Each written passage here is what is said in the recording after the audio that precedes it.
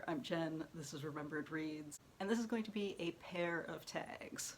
I'm super behind on tags, so I thought I'd combine these two together because they both ask some nosy type questions, so I thought they'd pair together nicely. And these are the Hindsight is 2020 reader tag and the Booktube Backstage tag. The Booktube Backstage tag was created by Raina from Rainier Books, and I was tagged by Britta Buller. The Hindsight is 2020 reader tag was created by Erin Go Read, and I was tagged by Brian from Bookish. So I'm going to start with the Hindsight is 2020 reader tag, which is one that I don't have good answers for, although I know a lot of other people do. Question number one is, what were you like as an early or learning reader? And I learned to read very young, so I don't actually remember. I can't remember a time before I knew how to read, so I don't have a way to answer the question. So question number two is, what book or book series really got you excited about reading as a kid?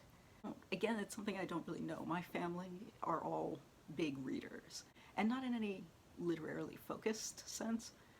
My family are a bunch of engineers with the occasional medical doctor thrown in, but there was a lot of push towards reading as entertainment. My family was not big on television, and not in a snob way, just like, read a book, why not? So I don't really have an answer to that, because we were always having trips to the library and you'd read whatever.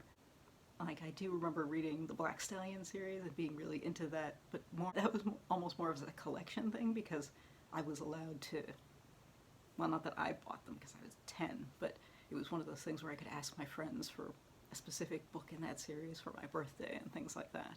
So, and I don't even think that was really about reading as much as it was about, look at this collection that I own, which, as we always talk about in the consumerist discussions on Booktube, is not really the same thing as reading, the collecting side.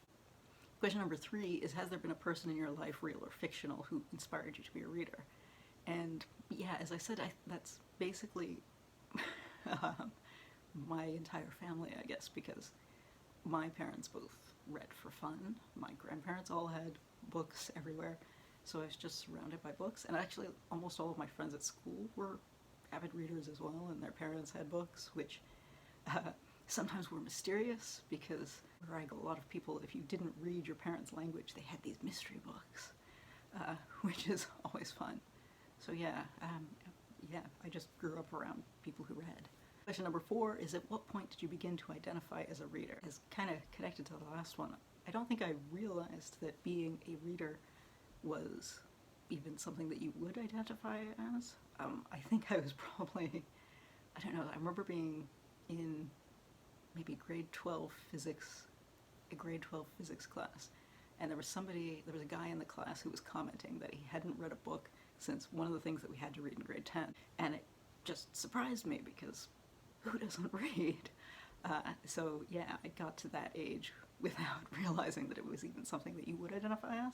Question number five is, how has being a reader shaped your life and worldview? And I think what's really shaped my worldview is less being a reader than reading to fulfill curiosity.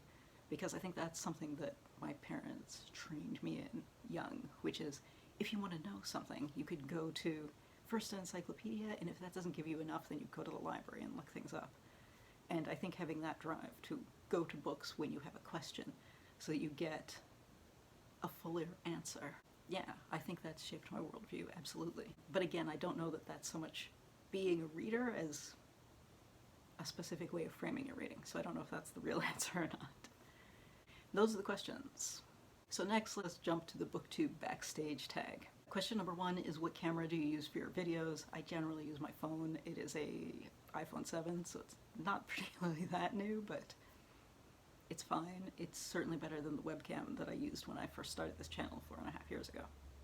Question number two says, speaking about filming and being your own director, do you have a favorite film director? I was a big cinephile at one point in my life, but then I worked for a documentary producer for several years right after university, and I fell out of love with cinema, so I don't watch a lot of movies. I guess I might say Thomas Vinterberg for drama and Taika Waititi for comedy, but I don't have a strong preference. But Vinterberg's Festen, or Celebration, was a big influence on my desire to use weird angles when filming family videos for a while, which was obnoxious to everyone. And my mother used to say to me, "You are not making a Danish art film. This is just a family reunion video. Stop doing that." Question number 3 is, what microphone do you use and what program do you use to edit your videos? 99.9% of the time I use the built-in microphone. I have a lapel mic, but I think I've only used it in 3 videos, and I actually don't know where it is anymore. Yeah, it's somewhere in the house. And I use the phone-based iMovie to edit most of my videos.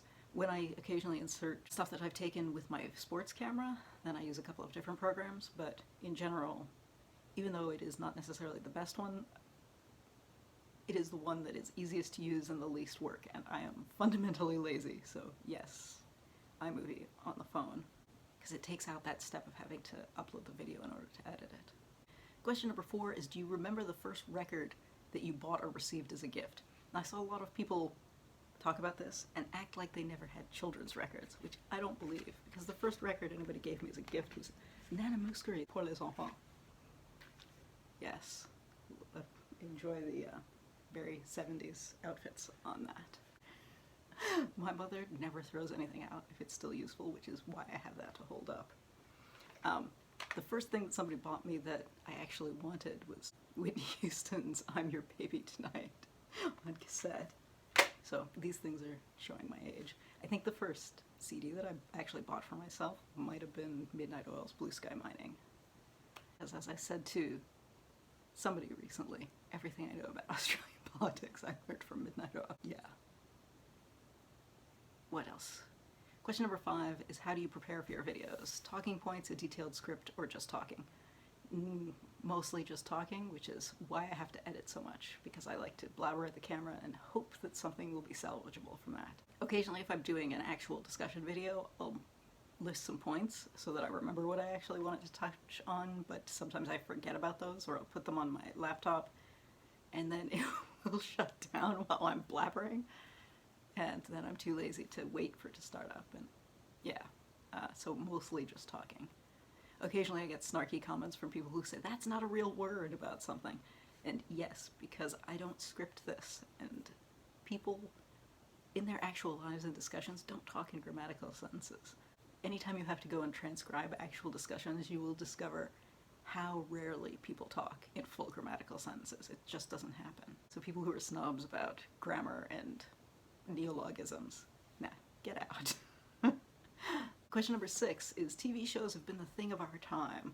What is or are your favorite TV shows ever? Name a maximum of 3. I enjoy TV as kind of background noise, but I'm not a big TV viewer. I tend to say that my favorite show of all time is X-Files, but a lot of that is because of the kind of social moment around it. I used to watch that with my sister and my ex-husband as it was coming out, and it was a big point in our weekend when it was Friday and then later Sunday night, and you'd watch it, you'd discuss it, and then with your friend on Monday morning. And so I don't know if that's really for the show or for the experience of it. I guess the 2 shows that I've liked recently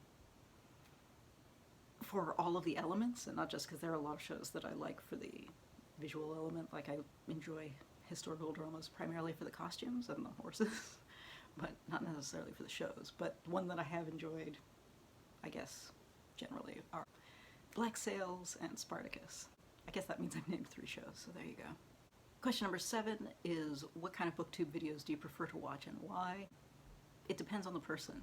I, in general, don't watch deep dives into any book, modern or classic. Those are videos that I virtually never that I virtually never watch. But outside of that, I think there are some people who are able to do really interesting hauls. There are some people who can do very funny, like I rarely watch review videos for books that I'm not interested in reading, but there are some exceptions, like I'll watch David from the Poptimist talk about books that I have 0 interest in because he makes funny videos. A lot of people do book hauls and they're boring. They're like, I don't know what this is about, but here's a new book. But there are some people who will talk about why they picked it up, and especially with like library or secondhand book hauls, I think those are more interesting because it's less advertising. Because a lot of people who are getting new books, especially if they're either larger channels or they're people who work in publishing, they are essentially just getting review copies, and I don't find that super interesting because there's not a lot of personal drive to pick things up. But yeah, so it varies. But wrap-ups in general are my favorite kind of video to watch. Question number 8 says, watching TV was probably a part of all of our childhood. These days it's become less popular. What media do you use? I think that's at odds with question 6 that said TV shows are the thing of our time. actually, TV was not particularly part of my childhood. As I said in the other thing, my family was not big on TV. But what kind of media user are you? In terms of social media, I use Instagram a lot. In terms of general media, I don't know. I guess the thing that's, if we'll go back to the album question, using Apple Music, which I know, yeah, people are like, oh no, Spotify is better. Maybe, but Costco sells iTunes gift cards for 20% off, which means that it is 20% off the subscription fee, and why wouldn't I be cheap and do that? But anyway, they have that new music based on the things that you've listened to before, and I have found that to be really useful because I am, as I said, fundamentally lazy, and I enjoy the laziness of hearing new music without having to put the effort into looking for it. So I guess that's a media usage. And I do watch sports, so yeah. Next up, tag people. Alright, I was tagged by Ariel from She Wants the Diction to do the omnivore book tag, which requires slightly more thought than these ones do, so I am still thinking about that. So I'm tagging you. You don't have no pressure to do this. This is just me acknowledging that I haven't done the tag that you tagged me in. And I'm also going to tag Roxanne from the Novel Sanctuary, because she's becoming a librarian, and I think some of the history tags might be interesting. If either of you feel like doing either of these videos, that would be fun. If not, no worries. And anybody else, if you're watching this and you'd like to be tagged in either of these, please consider yourself tagged. Anyway, that's it for now.